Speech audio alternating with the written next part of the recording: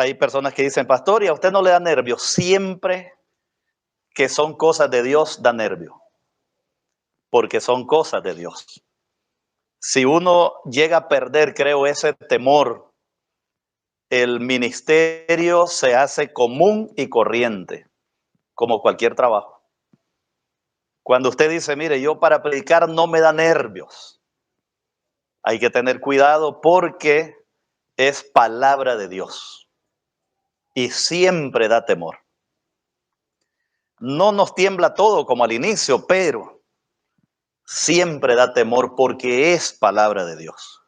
Si fuera un discurso de uno personal, pues uno lo crea, lo hace, pero ustedes saben que un sermón es el mensaje de Dios a través de la palabra, por medio de un instrumento humano al pueblo de Dios.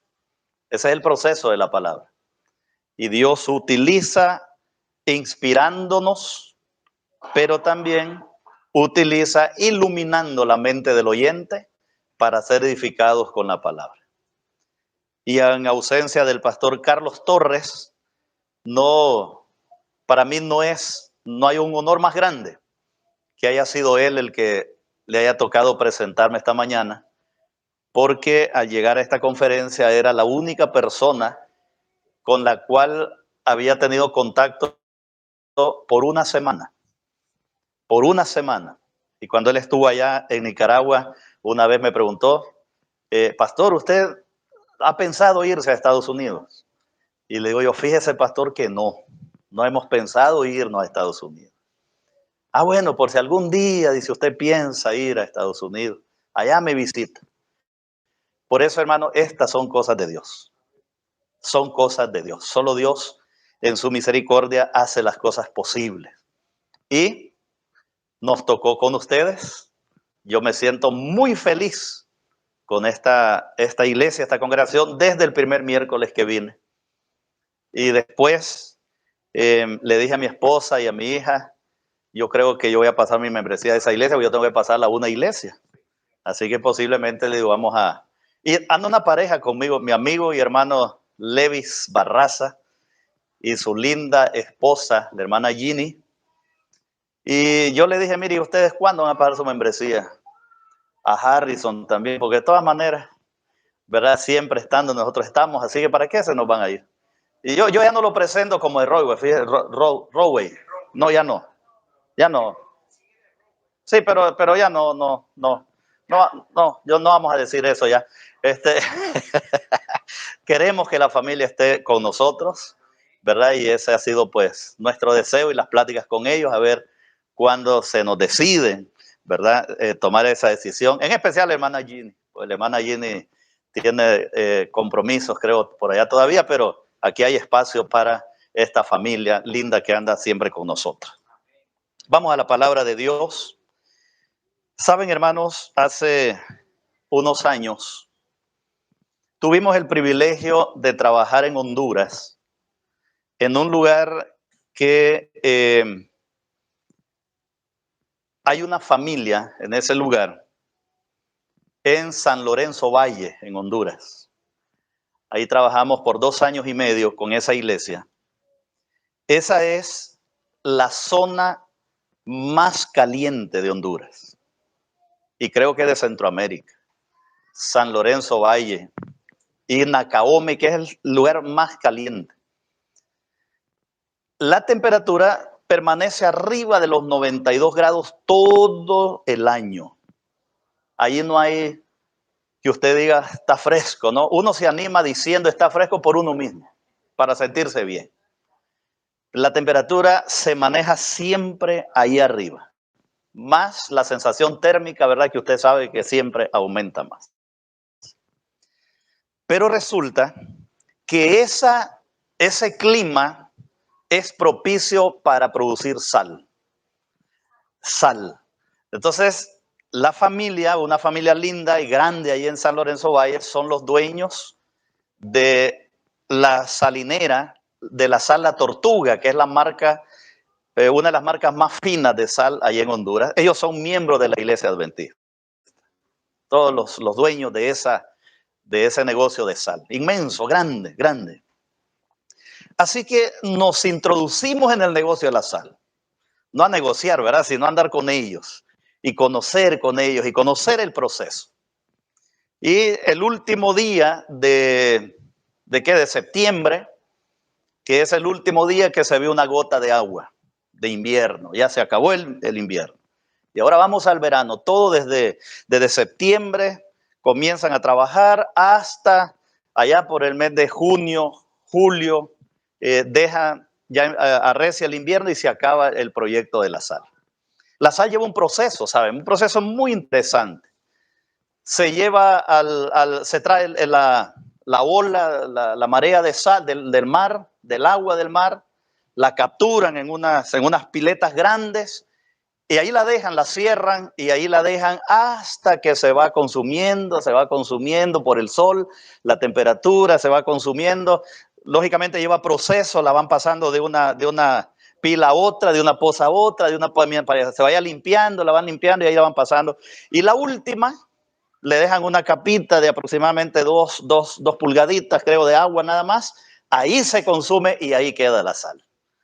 Entonces se cuaja la sal ahí, entonces ellos vienen, recogen esa sal, hacen montones de esa sal y así va el proceso. De ahí la trasladan a las bodegas, en los bodegones, hay bodegones inmensos, ahí la llevan, ahí hacen un proceso con ella, la muelen, le echan el yodo, la purifican, la van refinando de tal manera que sale una sal perfecta, la sal ya refinada y todo. ¿Por qué les menciono eso, hermanos? Porque la primera sal que sale del mar es una sal sucia y peligrosa. Sucia y peligrosa, así como viene del mar. Pero siempre es salada. Siempre es salada. Llega el proceso, a veces les cae agua y se hace dura como una roca. Deja de ser sal, se convierte en salina, porque no es granulada, es ahora una roca de sal, pero nunca deja de ser salada. Se pierde. Es más, se usa para ganado. La llevan, la muelen y se la tiran al ganado. El ganado se la come, es sal. Se echa en las plantas como abono y sigue siendo sal. ¿Por qué les menciono eso? Por lo que dice el versículo del libro de San Mateo capítulo 5 y el versículo número 13. San Mateo capítulo 5 y el versículo número 13. El tema de hoy, nunca pierdas tu sabor. Ese es el tema de hoy. Nunca pierdas tu sabor. Entonces la palabra de Dios dice de la siguiente manera, en el libro de Mateo capítulo número 5 y el versículo número 13, dice lo siguiente la palabra de Dios. Vosotros sois la sal de la tierra. ¿A quién se refiere Jesús con esas palabras? Al creyente, ¿no? Al cristiano, al discípulo, al Hijo de Dios, al convertido ya. Vosotros sois la sal de la tierra, pero si la sal se desvanece o si la sal deja de ser salada, por eso les digo que es extraño que la sal deje de ser salada. Pero el versículo, el Señor Jesús da la idea, la opinión que puede ser el extremo que la sal deje de ser salada. O el extremo que el cristiano deje de ser salado, que el cristiano deje de tener sabor. Entonces Jesús dice, vosotros sois la sal de la tierra. Pero si la sal se desvaneciera, ¿con qué será salada? Y añade, no sirve más para nada, sino para ser echada fuera y hollada por los hombres. No tuve el privilegio de ver una sal que dejó de ser salada. Tuve el privilegio de ver sal sucia, de ver sal rústica, de ver sal no procesada, de ver sal que estaba recién salida del mar. Pero nunca encontré un terrón que no tuviera sabor a sal. Pero el Señor Jesús va más allá al extremo y dice, si se desvaneciere la sal. Hay una versión que dice, si la sal se vuelve insípida, ¿con qué será salada? Usted ha oído la expresión estoy salado, ¿verdad? Uno dice, pero si yo estoy salado, dice, ¿a qué nos referimos cuando decimos que estamos salados? Ah, mala suerte, correcto. La gente dice, mire, ¿usted cómo está? Mire aquí, trabajando, contento, pero salado. Me ha caído una sal, dice la gente. Me ha caído una sal encima. Y la gente lo que está diciendo, me he hecho insípido, he tenido problemas, he tenido dificultad. Soy salado de por sí. ¿Cómo contradice ese relato? Hay un versículo en la Biblia, hay algunos, pero solamente vamos a ver uno. ¿De dónde sale la expresión estar salados? En el libro de Josué, de Jueces, capítulo número 9, y el versículo 45, de aquí sale la idea de estar salado. Cuando la gente dice, mire, yo soy salado, se toma como base el libro de Jueces, capítulo número 9 y el versículo número 45. De ahí viene esa expresión del libro de Jueces, capítulo 9 y el versículo 45. Dice la palabra de Dios así: y Abimelech peleó contra la ciudad todo aquel día y tomó la ciudad y mató al pueblo que en ella estaba y asoló la ciudad. ¿Y qué dice la última parte? Sembró la ciudad de sal. Entonces había una práctica entre los enemigos que cuando derrotaban un reino, derrotaban un ejército y no se iban a quedar con esa tierra, entonces lo que hacían era que a la tierra le sembraban sal. Y cuando la tierra le sembraban sal, la tierra quedaba inservible, no servía para sembrar, no servía para nada, no crecía buena planta. Y entonces le decían, ¿y cómo está esa tierra ahí? Entonces ellos decían, esa tierra está salada. ¿Por qué está salada? Porque no produce, dice, no da nada, está salada. Y entonces la gente vino diciendo, ahora yo estoy salado, dice, como la tierra. Estoy salado como la tierra. ¿Y usted cómo está? No, dice, no, siempre me va mal. Estoy salado como la tierra. De ahí viene la expresión, estoy salado. Sin embargo, en la Biblia hay por lo menos 3 usos extraordinarios que se le daba a la sal, de la cual Jesús está tomando la relación y el ejemplo de la sal según los beneficios que hacía la sal en el Antiguo Testamento. El primero en Levítico 2:13. Rapidito vamos a ir ahí por el tiempo, solamente para ver la parte positiva por la cual Jesús dice, vosotros sois la sal de la tierra. El sabor de la tierra. El cristiano está siendo llamado a hacer sabor del mundo, a hacer sabor de la tierra, a darle sabor a esta vida. Por eso Dios nos ha llamado. Levítico capítulo 2, versículo 13 dice, y sazonarás con sal toda ofrenda que presentes. Y no harás que falte jamás de tu ofrenda la sal del pacto de tu Dios. En toda ofrenda tuya ofreceréis sal. O sea, la sal en los tiempos bíblicos era utilizado como una ofrenda. Todo sacrificio, toda ofrenda que se presentaba delante de Dios debía ser sazonada con sal. Así que lleva un beneficio bueno, un beneficio agradable, un beneficio útil. Entonces la sal en el Antiguo Testamento se usaba como ofrenda. Número 2, Ezequiel 16:4. Ezequiel 16:4 menciona un elemento importantísimo. Ezequiel capítulo 16 y el versículo número 4 dice, y en cuanto a tu nacimiento, el día que naciste no fue cortado tu ombligo, ni fuiste lavado con sal para limpiarte. Fíjese que aquí en este capítulo, en este versículo de Ezequiel, lo que se está diciendo es que la persona que no tenía suerte, que la persona que no le iba bien, no lo habían bañado con sal cuando nació. O sea que cuando la gente le iba bien, era porque lo habían bañado con sal cuando nació. Era una práctica de ellos tomar el bebé y lo bañaban con sal, según ella, para limpiar la piel, para fortalecerle la piel, para hacerle más bonita la piel. Y entonces dice, en cuanto a tu nacimiento, de una manera negativa, el día que naciste no fue cortado tu ombligo, ni fuiste lavado con agua para limpiarte, ni salada con sal, ni fuiste envuelta con fajas.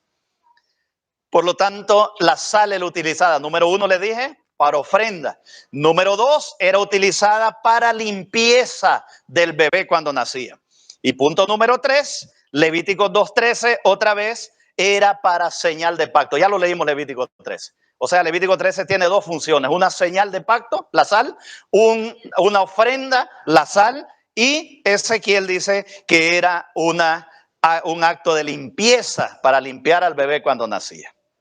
Ahora, hermanos, en los tiempos modernos, yo me imagino, no digo modernos, digo modernos los tiempos míos, ¿verdad? Y aquellos que tienen la edad que yo tengo son los tiempos modernos de nosotros, no los de hoy. La sal se usaba con tres objetivos. Número uno, objetivo medicinal. ¿Alguna vez usted vio que la sal se usaba como medicina? Entonces la gente, en los tiempos modernos, la gente le daba tres utilidades. Número uno, para cicatrizar. La sal usaban para cicatrizar. ¿Alguno vio eso? Que la sal usaban para cicatrizar. Entonces, en una ocasión nosotros vivíamos en una montaña, estaba yo pequeño, y en la mañana llegó un señor con una herida en el brazo, pero una herida abierta, chapeando, el monte se había cortado. Y desde lejos venía gritando, sal, dice, sal, échale sal, échale sal.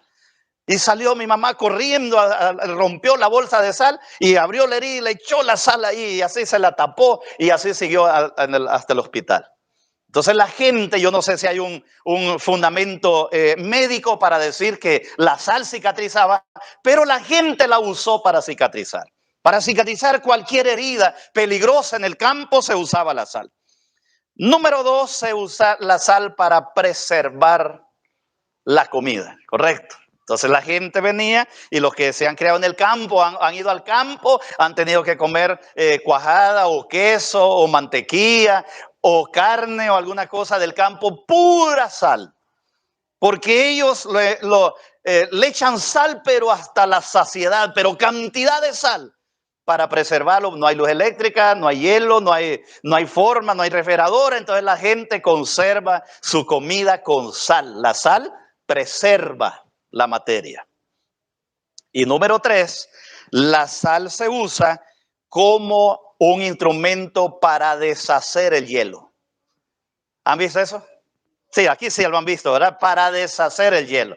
Entonces, los usos bíblicos de la sal, número uno, ofrenda, número dos, un pacto con Dios, número tres, medicinal y limpieza.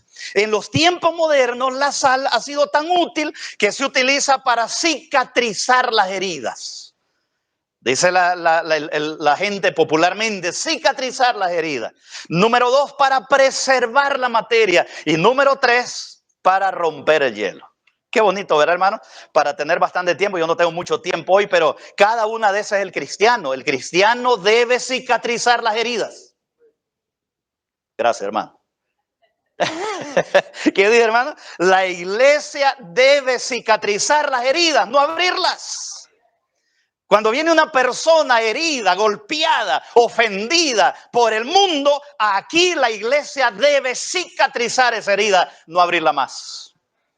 Cuando un hijo de uno se equivoca, cuando un esposo se equivoca, cuando una esposa se equivoca, cuando alguien se equivoca, cuando un joven se equivoca, cuando alguien se equivoca en la iglesia debe ser especialista en cicatrizar las heridas, no en abrirlas. La iglesia debe ser especialista en romper el hielo. ¿Verdad, hermano? Cuando viene alguien y no lo conocemos, no puede irse sin darle un saludo, un abrazo, porque la iglesia debe ser especialista en deshacer el hielo. Entonces Jesús dijo, vosotros sois la sal de la tierra. Porque la iglesia tiene esas funciones extraordinarias en su ministerio para servir a las demás personas. Ahora, me llama la atención la frase de Jesús, que Jesús dijo, buena es la sal.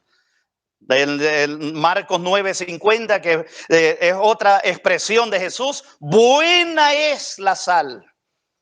Mas si la sal se hace insípida, ¿con qué la sazonaréis? Y termina diciendo Jesús, tened sal en vosotros mismos. Si la sal cicatriza, si la sal rompe el hielo, si la sal preserva, entonces somos llamados nosotros a cicatrizar, a sanar, a amar a las personas y a relacionarnos con las personas de tal manera que la iglesia sea útil para la gente. Entonces Jesús dijo, buena es la sal. Mas si la sal se hace insípida, ¿con qué se sazonará? Yo quiero nada más, por el tiempo que tenemos, que miremos cómo se pierde la sal en mi vida. ¿Cómo puedo dejar o cuáles son las razones que una persona deja de ser útil? O los peligros de la iglesia que puede dejar de ser útil para no perder ese sabor. Y esa es una maratónica que vamos a hacer a continuación con esas tres grandes lecciones para nosotros. Primero, saben, hermanos, que el Mar Muerto, todos hemos oído hablar del Mar Muerto, ¿verdad?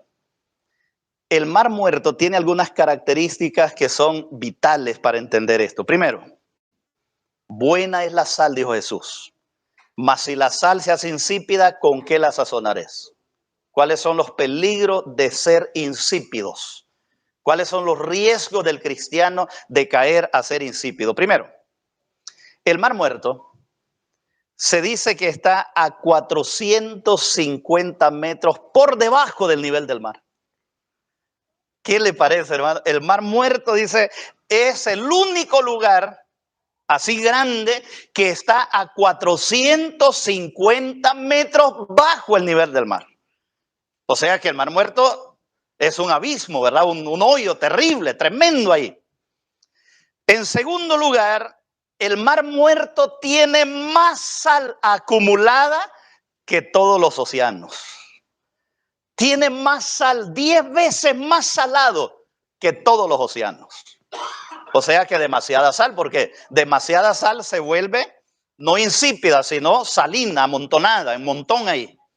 Y por estar de esa manera, que estar a 450 metros bajo el nivel del mar, de ser 10 veces más salado que todos los océanos del mundo, nunca, jamás va a haber una vida viviendo en esas condiciones. Por lo tanto, el Mar Muerto es el Mar Muerto porque nadie sobrevive a esa condición del mar. Y por último, en un lugar extraordinario, que es importante entender ese mar, es que no le cae agua de ningún otro lado, ni él comparte agua con nadie. Wow, hermanos, con razón el mar es salado, pero ese salado negativo, 450 metros bajo el nivel del mar, más salado que todos los océanos, 10 veces más salado que todos los océanos. Ni un ser vivo vive en él, y además de eso, no comparte ni transmite ninguna salida ni entrada con nadie. Y aquí el primer lugar, y el primer punto, hermano querido, para convertirse en un cristiano de sabor, para ser un cristiano activo, para ser una iglesia activa, jamás debemos permitirnos tener una mente inactiva. Para poder tener sabor de vida, necesitamos tener una mente activa siempre para servir a los demás. Una iglesia que pierde la actividad, una iglesia que pierde su efectividad de movimiento, una iglesia que pierde la razón de servir, de recibir, de dar, es una iglesia que se queda activa y que se muere y pierde su sabor de sal. Por lo tanto, el peligro para perder el sabor de vida, el peligro para volverse insípidos es mantenerte inactivo. Una iglesia inactiva es una iglesia que se vuelve una iglesia inútil en la comunidad. Número 2. El libro de Génesis, capítulo 19, y el versículo número 26, presenta una experiencia que ustedes la conocen, pero ese versículo nada más. Génesis 19, 26. Cortito, pequeño, pero al punto. ¿Qué dice el versículo, hermanos? Que todos ustedes conocen la historia y conocen lo que sucedió. Dice el versículo así: entonces la mujer de Lot miró atrás y se convirtió ¿en qué? En una estatua de sal. Clarito ese versículo y al punto. Entonces la mujer de Lot miró hacia atrás y se convirtió en una estatua de sal. ¿Podemos decir, hermanos, que una estatua es un monumento? Sí, un monumento. Una estatua es un monumento. Una estatua es un recordatorio del pasado. Una estatua es alguien que se le quiere recordar por las acciones que hizo en el pasado. Alguien dijo una vez: el día que comiences a contar la historia y dejar de hacer historia, has empezado a morir. La mujer de Lot, ¿por qué la mujer de Lot se vuelve estatua de sal? ¿Por qué dice la Biblia, hermanos? Ahí dice el versículo: entonces la mujer de Lot, antes de convertirse en estatua, ¿qué hizo qué dice? Miró hacia atrás. ¿Qué miró hacia atrás? Lo que no debió, lo que no se pudo llevar, lo que la estaba deteniendo, lo que le gustaba de la ciudad, lo que le gustaba de su casa. La mujer de Lot miró hacia atrás y por haber vuelto hacia atrás se convirtió en una estatua de sal. Y ahora el problema es que como estatua de sal ni avanza para atrás ni avanza hacia adelante, sino que se estacionó en un mismo lugar. Qué peligroso es cuando nosotros empezamos a ver el pasado para detenernos en lo que hicimos. Una iglesia activa, una iglesia viva, una iglesia motivada es una iglesia que no cuenta solo su historia, sino que vive siempre haciendo la historia. Porque cuando empezamos a ver el pasado, y me refiero, hermanos, en el liderazgo de uno, en el liderazgo personal, corremos el riesgo de decir: mire, pastor, antes nosotros hacíamos, antes nosotros salíamos, antes nosotros cantábamos, antes nosotros íbamos, antes nosotros hacíamos antes. Y ahora, ¿por qué no se hace? Y hay personas que han dejado de hacer y se han convertido en estatuas porque no hacen ni dejan de hacer, ni dejan hacer. Ahora, hermanos, el pasado tiene cosas buenas, ¿verdad que sí? Pero aún así, el pasado es peligroso para alabar lo que hicimos y dejamos de hacer ahora. Una iglesia que tiene sabor, una iglesia que no ha perdido el sabor, una iglesia que no es insípida, es una iglesia que no mira hacia atrás, una iglesia que no vuelve su mirada al pasado, aunque el pasado sea bueno, aunque el pasado haya sido maravilloso. Jesús dijo: ninguno que poniendo su mano en el arado y mira hacia atrás es digno del reino de los cielos. ¿Cuántas veces hemos encontrado o encontramos personas que dicen: mire, pastor, yo hoy no estoy haciendo nada, pero viera cuando yo era? La iglesia está llena de personas que fueron en el pasado y que ahora están en la iglesia solo viendo o interponiéndose o criticando, condenando lo que se hace. Y cuando usted le dice: hermano, involúcrese, no, es que ahora no es como antes, dice. Antes se cantaba de esta manera, antes se hacía de esta manera, hermano, pero avancemos hacia adelante. No, es que era mejor antes y se han quedado como una estatua en el pasado, aunque los actos hayan sido buenos. Y la mujer de Lot la llevó a convertirse en inamovible, no se movía de un lugar a otro porque se había convertido en una estatua de sal. Para poder ser activos, para poder mantenerse con vida, con salud, el miembro de la iglesia activo. Usted quiere ser vivo, manténgase activo. Usted quiere servir a la iglesia, manténgase activo, porque es la actividad lo que nos mantiene en la iglesia vivos y con sabor. Número 2, si usted quiere mantener su sabor de vida, no mire hacia atrás, no vuelva a ver el pasado, aunque haya sido bueno, aunque haya sido malo, el pasado quedó atrás. Necesitamos caminar hacia adelante, hacia una nueva visión cada día, porque Dios es el mismo Dios de siempre. El libro de Hebreos, hermano, ese versículo lo vamos a leer, porque el libro de Hebreos presenta algo extraño. Es uno de los versículos complejos para explicarlo. Hebreos capítulo número 10. Y el versículo número... Hebreos capítulo número 10. Perdóneme, no estoy en el 10, estoy 6, capítulo 6, Hebreos 6. Y el versículo número 4, 5 y 6. Hebreos capítulo 6. Y el versículo número 4, 5 y 6 presenta un dilema peligroso. Peligroso, pero necesario de leer. Hebreos capítulo 6, versículo número 4. Porque es imposible que los que una vez fueron iluminados y gustaron del don celestial y fueron hechos partícipes del Espíritu Santo y asimismo gustaron de la buena palabra de Dios y los poderes del siglo venidero y recayeron. ¿A quién se refiere, hermano, ese versículo leyéndolo así a simple vista? ¿A quién podría referirse? ¿A quiénes podría referirse? Fíjese bien lo que dice el versículo. Es imposible, dice. Comienza diciendo que los que una vez fueron iluminados. Es imposible que los que una vez fueron iluminados, sirvieron, gustaron, cantaron, oraron, fueron ordenados, sirvieron en la iglesia, predicaron y recaen en la fe, sean otra vez renovados para arrepentimiento. ¿A quién se refiere ese versículo así a simple vista? O a alguien que estuvo y ya no está. Alguien que estuvo y ya no está.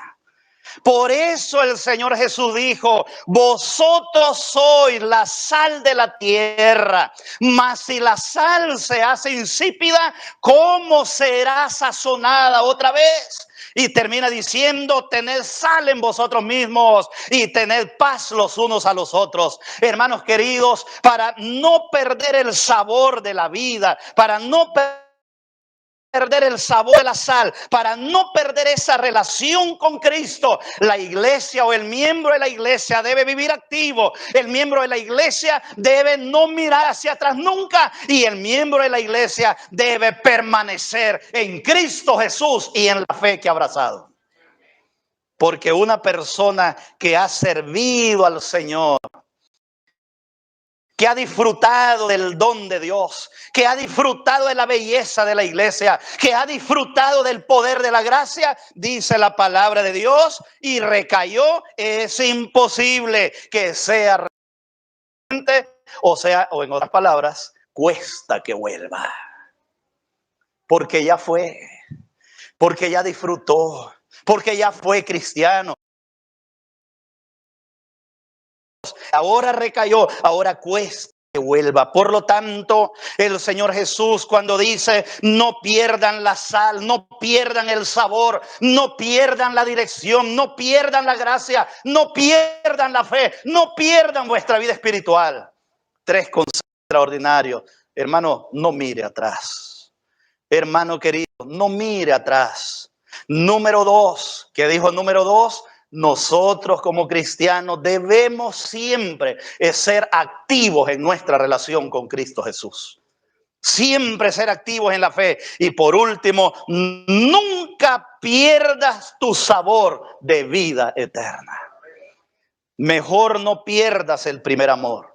Mejor no te sueltes nunca de Jesús. No te sueltes, no te ausentes de la iglesia que te dio la fe. No te aísles de la fe. Nunca te aísles con tu necesidad, porque Dios ha llamado a la iglesia a servirse el uno al otro.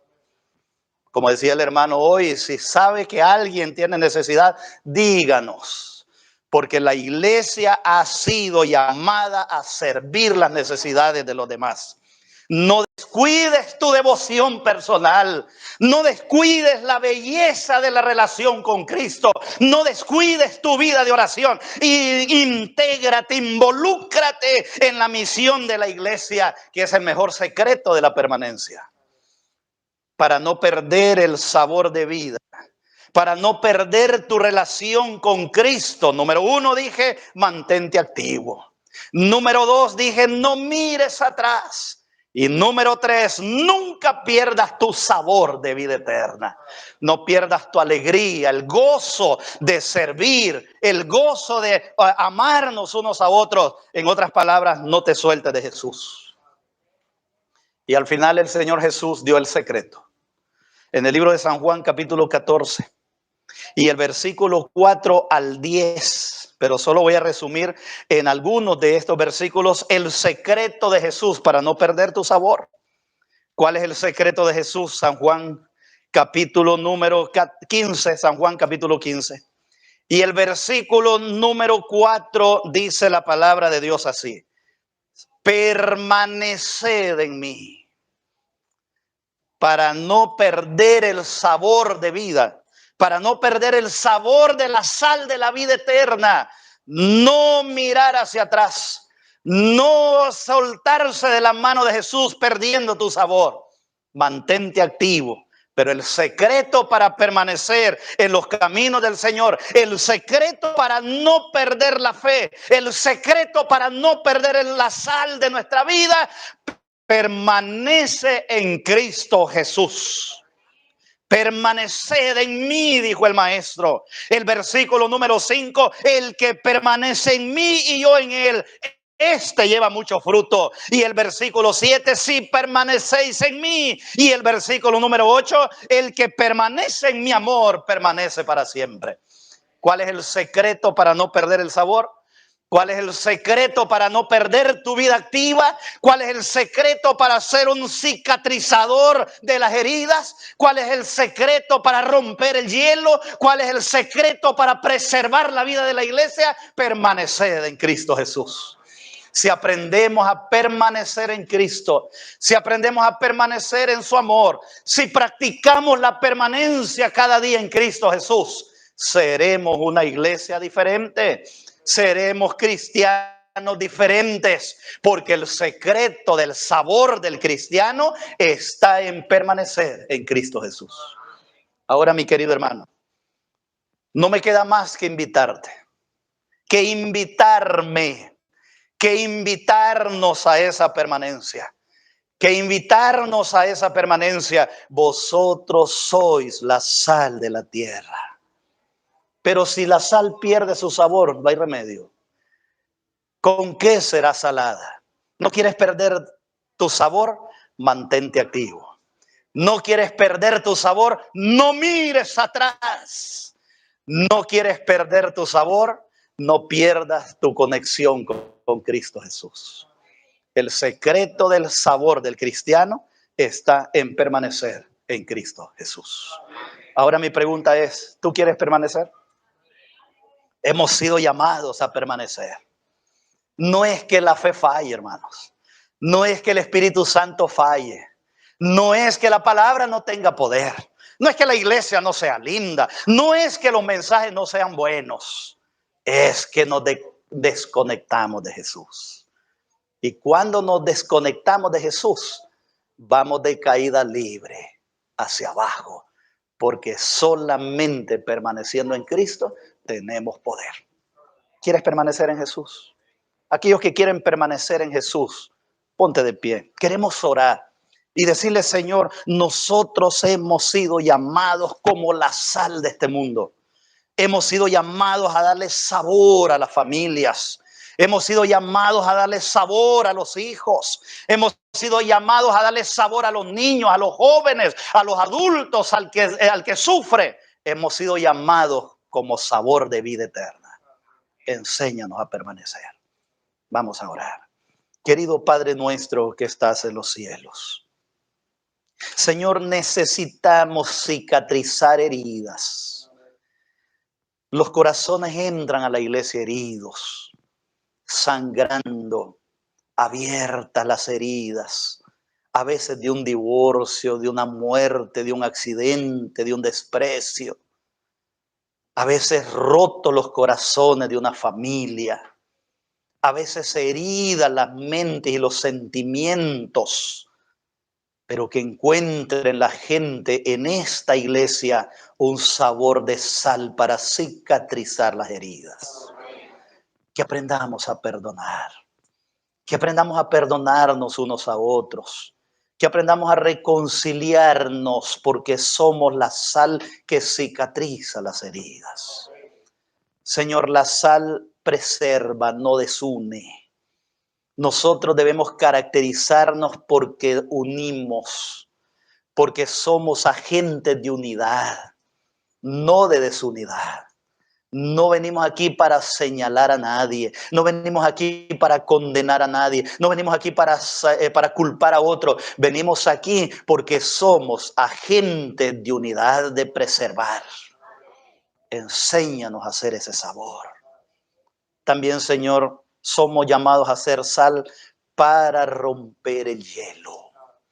La gente vive en su mundo, la gente vive en sus pecados, en sus miserias, la gente vive herida, desencantada con los humanos, porque han sido traicionados afuera, porque la gente viene como una isla, pero aquí no somos una isla, somos un pueblo que trabaja para romper el hielo, para que el que venga a esta congregación sienta que Cristo está con nosotros.